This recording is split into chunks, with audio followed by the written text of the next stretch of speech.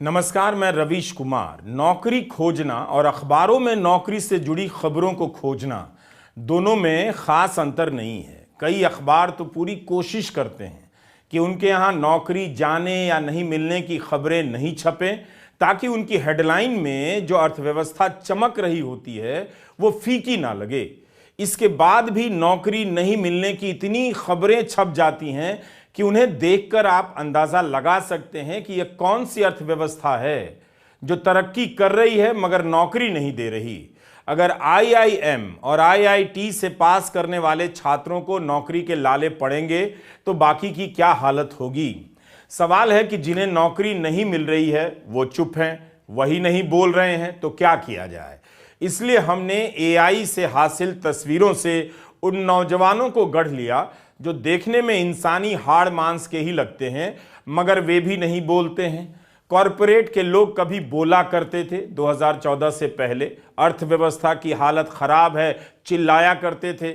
अब तो हालत खराब होने पर भी उन्हें जयकारे लगाने पड़ते हैं। आईआईएम लखनऊ ने अपने पुराने छात्रों से संपर्क साधा है कि इस बार पास करने वाले 72 छात्रों को नौकरियां नहीं मिली हैं, वे नौकरी दिलाने में मदद करें। मीडिया में छपी खबरों में संस्थान के बयान में सावधानी भी छलक रही है कि नौकरी नहीं पाने वालों की संख्या बहुत ज्यादा तो नहीं है और अभी तो नौकरी की प्रक्रिया चल भी रही है, मगर कई आईआईएम संस्थानों से इसी तरह की खबरें आ रही हैं। इकोनॉमिक टाइम्स के लिए श्री राधा बसु और प्राची वर्मा ने एक रिपोर्ट फाइल की है। इसमें बताया है कि आईआईएम के प्लेसमेंट सेल अपने पुराने छात्रों से संपर्क कर रहे हैं कि इस साल पास होने वाले छात्रों को नौकरी दिलवाने में मदद करें। आईआईएम के छात्र भारत की कंपनियों और ग्लोबल कंपनियों में बड़े ओहदों पर हैं, इसलिए उनसे मदद मांगी गई है। यह तो आईआईएम का हाल है, वहां पर पुराने छात्रों का नेटवर्क है। बाकी संस्थानों की क्या हालत होगी जहां ऐसे नेटवर्क नहीं होंगे। और इस तरह से तो होता नहीं कि अपने संस्थान के बंदे को कंपनी में घुसा लिया। अलमनस नेटवर्क भाई भतीजावाद और परिवारवाद का उम्दा संस्करण है। यह सुनने में भी ठीक लगता है। इस तरह से जुगाड़ से नौकरी मिलने में किसी को नैतिक संकट नहीं है। भाई भतीजावाद और परिवारवाद की विरोधी सरकार भी इसे आजकल प्रमोट कर रही है। आईआईएम वालों को नौकरी नहीं मिल रही है, वो अपना देख लेंगे। हमारे लिए यह खबर इसलिए काम की है क्योंकि इससे दिख रहा है कि अर्थव्यवस्था में कितना उछाल आ रहा है। दावे ही उछलते जा रहे हैं और नौकरियों की हकीकत नीचे ढुलकती जा रही है। बजट के दिन की यह खबर है। पहले पन्ने पर बिजनेस स्टैंडर्ड के आयुष्मान बरुआ, शिवानी शिंदे की रिपोर्ट कहती है कि भारत के आईटी सेक्टर में छटनी की लहर शुरू हो गई है। मिड लेवल के कर्मचारी निशाने पर हैं और इस लहर में सैकड़ों लोगों की छटनी हो सकती है। अखबार लिखता है कि निवेशक पैसा नहीं डाल रहे हैं और आर्टिफिशियल इंटेलिजेंस के कारण रूटीन काम के लिए अब लोगों की जरूरत पहले की तरह नहीं रह गई। कंपनियां भविष्य के लिए खुद को तैयार कर रही हैं। दिसंबर में जो नतीजे आए थे उसमें 4 बड़ी टेक कंपनियों में विप्रो की मार्जिन सबसे कम थी, उसका मुनाफा घट गया। इकोनॉमिक टाइम्स की जोकेल मेंडोका ने अपनी एक्सक्लूसिव रिपोर्ट में लिखा है कि जनवरी से ही कर्मचारियों को उनकी बर्खास्तगी की जानकारी दी जा रही है। नवंबर के महीने से ही आईटी कंपनियों में छटनी की खबरें आ रही हैं। पुराने निकाले जा रहे हैं और नए को नौकरी नहीं मिल रही है। इकोनॉमिक टाइम्स की बीना परमार की रिपोर्ट है कि इस साल भारत की आईटी कंपनियां 70 से 80 हजार को ही नौकरी दे सकेंगी। यह 20 साल में सबसे कम होगा। इस रिपोर्ट में नौकरी उपलब्ध कराने वाली कंपनी का अनुमान है कि इस साल 15 लाख इंजीनियर पास हो रहे हैं। इनमें से मुश्किल से 1.25 लाख को ही नौकरी मिल सकती है। 10% को भी नौकरी मिलने की उम्मीद नहीं है। यह अपने आप में अप्रत्याशित है। एक समय था जब कैंपस में 6-6 लाख इंजीनियरों को नौकरियां मिल जाया करती थी। अब अगर उसकी जगह 10,000, 20,000 या 1.25 लाख को नौकरी मिलेगी तो इस सेक्टर में कुछ बड़ा बदलाव हो रहा है, यही सब कुछ कह रहा है। हम जरूर नौकरी की खबर कर रहे हैं, नौकरी के संकट की, लेकिन अगर आप इसे राजनीतिक मुद्दे के रूप में देख रहे हैं या इसके जरिए राजनीतिक बदलाव की उम्मीद पाल रहे हैं तो हम आगे बढ़ने से पहले रुककर आपके लिए कुछ कहना चाहते हैं। ये सभी तस्वीरें एआई जनित हैं। इसकी कल्पना हमारी है, मगर एआई ने उस समाज का करीब करीब चित्रण कर ही दिया जिसकी बात अपने तमाम वीडियो में करता रहा हूं। 10 सालों में देखते देखते हाउसिंग सोसाइटियां व्हाट्सएप यूनिवर्सिटी में शामिल हो चुकी हैं। यहां रहने वाले लोगों के बच्चे ही इंजीनियरिंग और मैनेजमेंट के संस्थानों में अपने अपने सूरज के सुनहरे भविष्य का सपना देख रहे हैं। मगर उससे भी बड़ा इन सभी ने वो सपना देख लिया है जिसे मौजूदा सरकार, गोदी मीडिया और आईटी सेल का तंत्र दिखा रहा है। व्हाट्सएप यूनिवर्सिटी के जरिए ये लोग इतिहास की ऐसी पढ़ाई पढ़ चुके हैं कि आप इनसे बहस नहीं जीत सकते। जब ये लोग राज्यपालों की मनमानी को गलत नहीं मानते, जांच एजेंसियों की एक तरफा कार्रवाई को गलत नहीं मानते, विपक्ष के नेताओं को जेल भेजा जा रहा है उसे गलत नहीं मानते, जिस पर भ्रष्टाचार के आरोप लगते हैं वो बीजेपी में चला जाता है, जांच बंद हो जाती है, उसे भी गलत नहीं मानते, अदालतों के फैसलों में कमजोरियां झलक रही हैं उसे गलत नहीं मानते, किसी की जमानत की सुनवाई महीनों से बार बार स्थगित होती जा रही है तब भी इन्हें शक नहीं होता, इसे गलत नहीं कहते।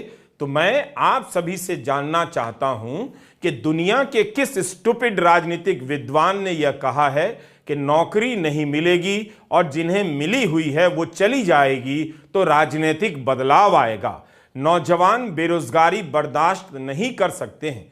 भारत के संदर्भ में यह बात बिल्कुल फालतू है।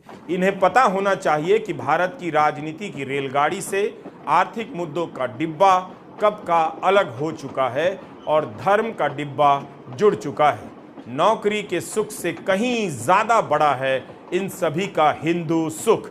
इस हिंदू सुख के एहसास को आप नौकरी या सैलरी की बात कर नहीं मिटा सकते। नौकरी और सैलरी कोई मुद्दा है ही नहीं।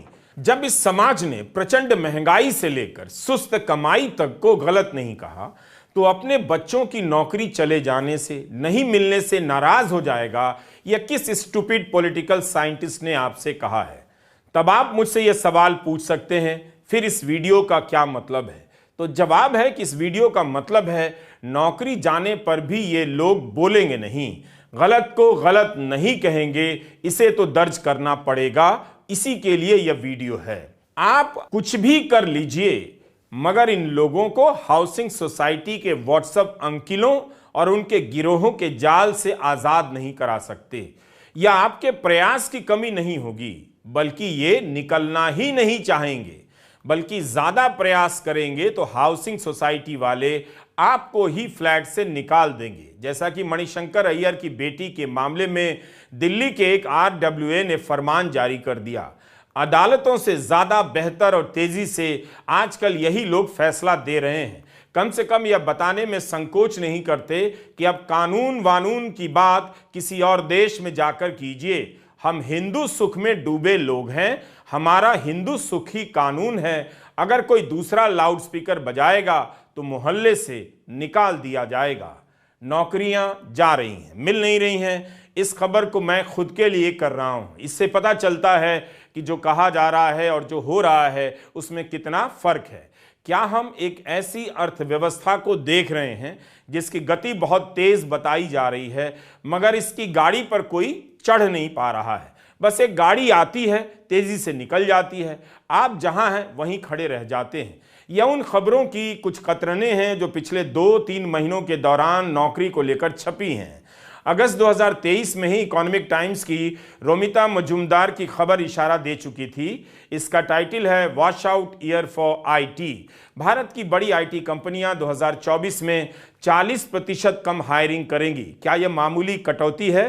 क्या इस पर बात नहीं होनी चाहिए? मिंट की हेडलाइन देखिए, अक्टूबर 2023 की है। भारत के आईटी सेक्टर में 25 साल में पहली बार हायरिंग सिकुड़ गई है। जुलाई से सितंबर के महीने में ही नौकरियां घट चुकी थीं।